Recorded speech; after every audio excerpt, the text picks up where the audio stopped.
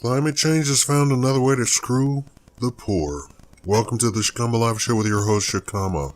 Standard & Poor's rating service has found yet another way that fossil fuel burning by rich countries is going to screw over poor ones by making it harder for them to borrow money. S&P analysts identified climate change as one of the two global megatrends that will shape countries' economic risk in the years to come. Aging populations is the other trend.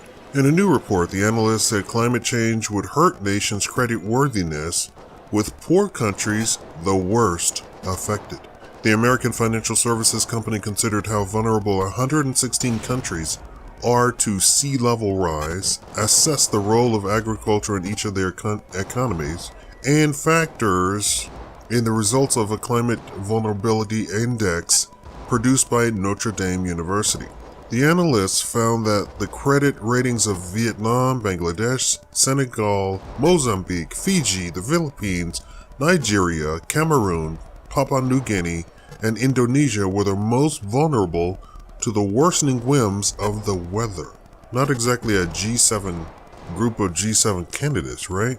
Quote, global warming will put downward pressure on sovereign ratings during the remainder of the century.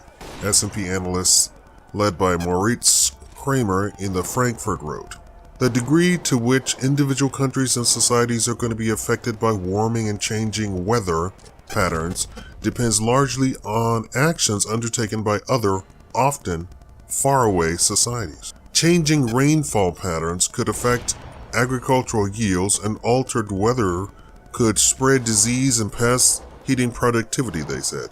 Unlike the case of aging, individual societies cannot by themselves meaningfully reduce the impact they will feel as the climate changes, the analyst said.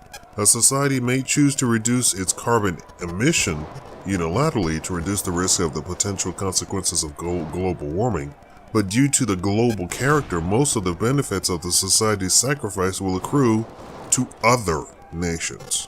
End quote. Affected countries might want to shake a tin can in the direction of Europe.